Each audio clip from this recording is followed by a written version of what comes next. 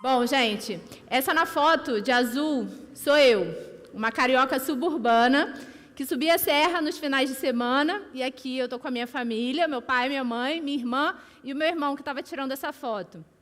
Eu subia sempre para Petrópolis no final de semana para ver como que brasileiro inova a partir da casa do Santos Dumont. E hoje eu vim contar para vocês como que com o meu trabalho eu tenho construído tecnologia social e descoberto como a juventude tem capacidade de inovar através dos games.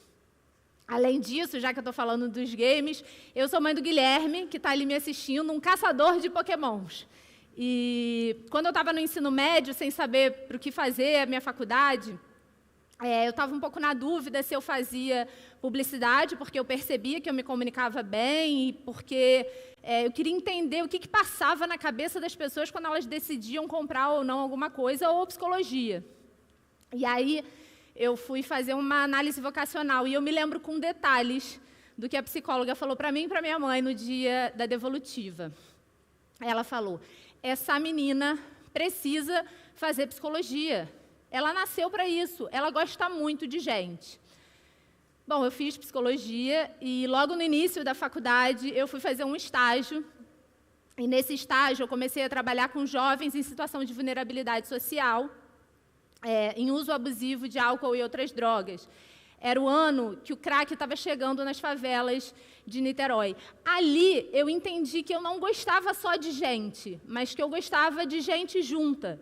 Porque ali eu fui entendendo sobre coletivo, sobre comunidade, sobre impacto social. Assim, eu fui seguindo e, com o passar do tempo, foram muitos anos, né, já são 17 anos, como eles falaram ali na apresentação, trabalhando com projetos de cultura, direitos humanos, educação, até que eu cheguei no ambiente gamer. Gente, que coisa inusitada, né? Tipo, uma gamer de Mario Kart, que era a única coisa que eu jogava quando eu era criança, virou uma executiva do mundo gamer. O ano era 2017, então essa indústria era muito diferente da que eu vou contar para vocês aqui hoje. Eu comecei a mergulhar nesse cenário gamer para, em 2019, a gente inaugurar o primeiro centro de formação de atletas e profissionais do mundo gamer. Eu, que já estava há mais de 10 anos na área social, me vi conhecendo um vocabulário muito novo, né? Tancar, tiltar, camperar, MVP, umas palavras que talvez muitos de vocês não façam ideia do que significa, mas eu posso supor que o seu filho, a sua sobrinha, talvez um primo seu saiba o que é. Bom, como eu vim falar de games, eu resolvi trazer alguns números que eu acho que são bem impressionantes desse cenário. Bom, essa é uma pesquisa de 2020, publicada em 2024, mas com dados de 2023, então bem recente. No ano passado, o universo gamer, né, a indústria dos games, faturou 187 bilhões de dólares. E nessa mesma pesquisa, a gente teve uma informação de que 3,5 bilhões de pessoas no mundo hoje jogam, são players. É um número muito grande. Aí eu acho que para a gente entender essa dimensão, para quem é de fora, eu acho que a gente pode comparar com os demais segmentos da economia criativa. Enquanto os games somam 187, a indústria do cinema, que a gente conhece, que está super ascendendo aí pós-pandemia, faturou no ano passado 100 bi. Enquanto a indústria da música, todo mundo ouve música aqui, eu imagino, faturou 26 bi. Ou seja, se a gente somar todo o audiovisual, cinema e música, não dá os games. Se a gente multiplicar por 3, música, somar com cinema, não dá os games. É muito dinheiro que está na mesa, e eu fico me perguntando, né, quem é que está acessando esse recurso?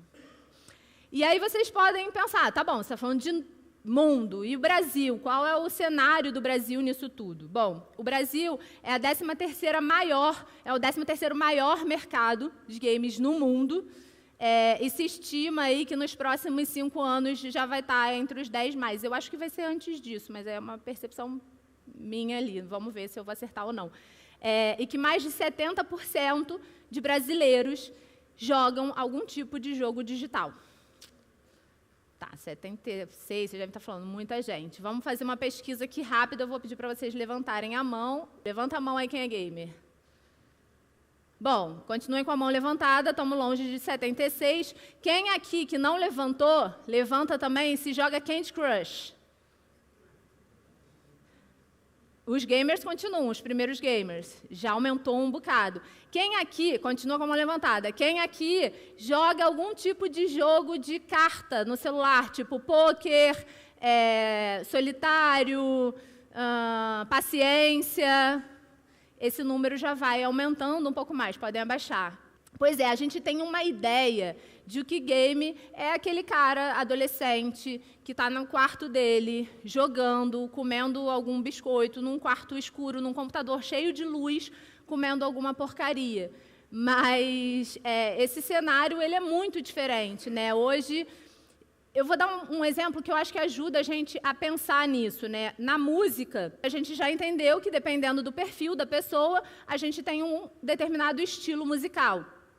Nos games, a mesma coisa, dependendo do perfil do jogador, a gente tem um tipo de pessoa que está jogando. Além disso, a gente acabou de romper com isso um estigma que a gente tem dentro dos jogos, que joga quem é adolescente, mas eu queria propor que a gente rompesse alguns outros estigmas. E aí, quando eu falei do gamer, esse daí da foto, que está no quarto dele e tal, a gente tem uma ideia de que o game ele torna as pessoas um pouco antissociais. Talvez alguns de vocês acreditem nisso. E isso é baseado numa ideia antiga em que a experiência gamer ela era individual, né? Quando a gente começou dentro desse cenário gamer, aí quando os games começaram a se popularizar, era isso, a pessoa jogando na sua casa. Mas hoje não. Quando eu falei para vocês, me apresentei, eu falei que eu gostava de gente junto, eu acho que nos games eu encontrei isso, porque eu percebo hoje os games como uma via de sociabilização contemporânea. Ou seja, hoje pessoas podem estar aqui no Brasil, os jogos online permitiram isso, né? Que pessoas que estão aqui no Brasil, de repente, jogam com pessoas que estão a quilômetros de distância, longe. Além dos campeonatos, os campeonatos de esportes movimentam muitas pessoas. Né?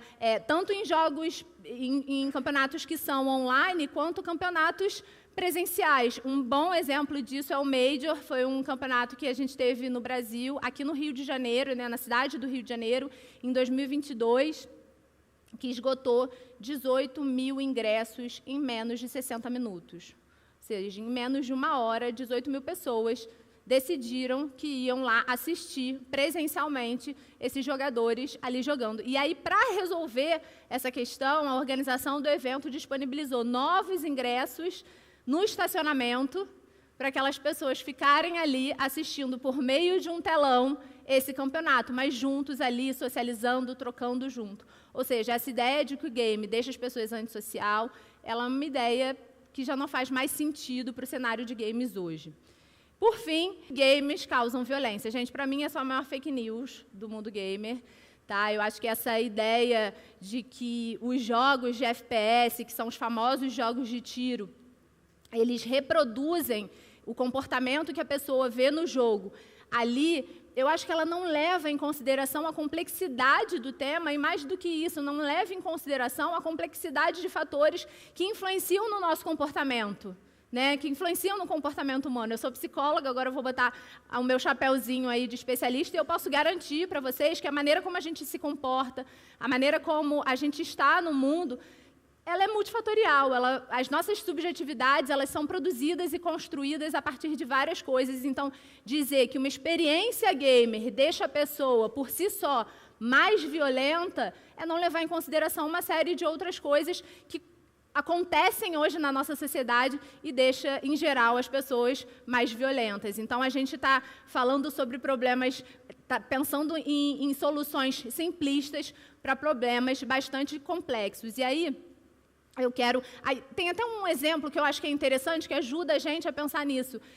A gente já entendeu, eu acho, que o esporte tradicional ele tem benefícios muito legais assim, né, para a gente, para os nossos filhos. A gente bota o filho no balé, no vôlei, enfim. Porque isso vai desenvolver resiliência, disciplina, trabalho em equipe. O mesmo é com os games.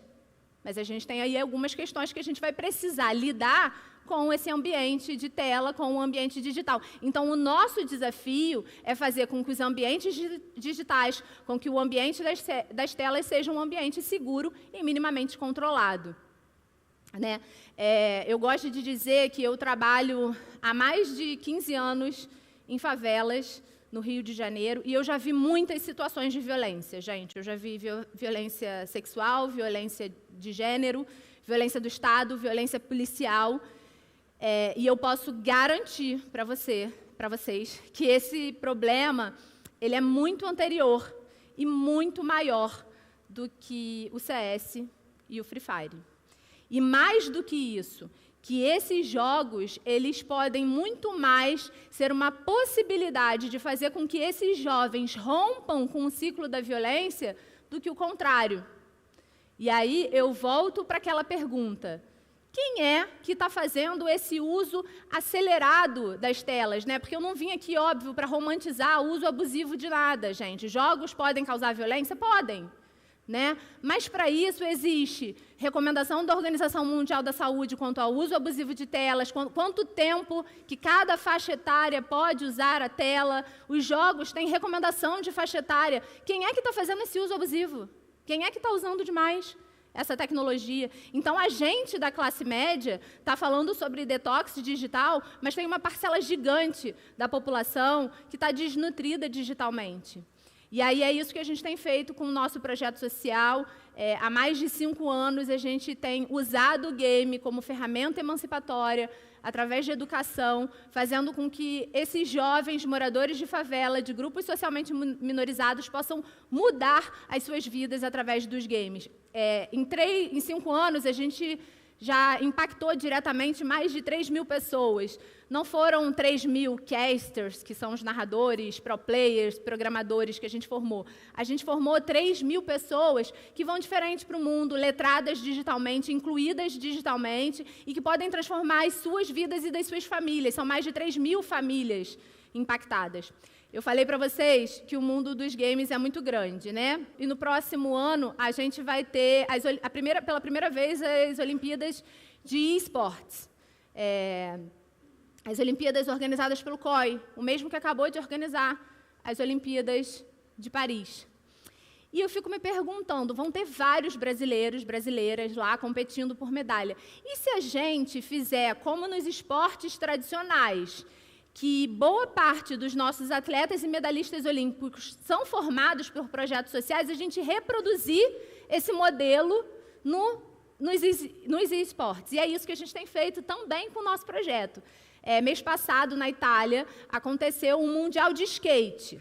Talvez alguém aqui tenha sido impactado pela Raíssa, que estava lá competindo no skate, Pamela, mas também estava lá a Malu.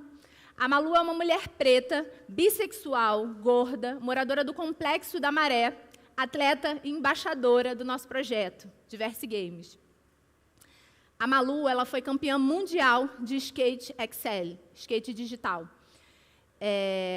Dá muito orgulho na gente, né? Porque a Malu, ela estava representando o Complexo da Maré, a Malu, ela estava representando o nosso projeto, mas a Malu, ela estava representando cada um de vocês que estava aqui, ela estava representando o Brasil. Ela foi lá pela Confederação Brasileira de Skate.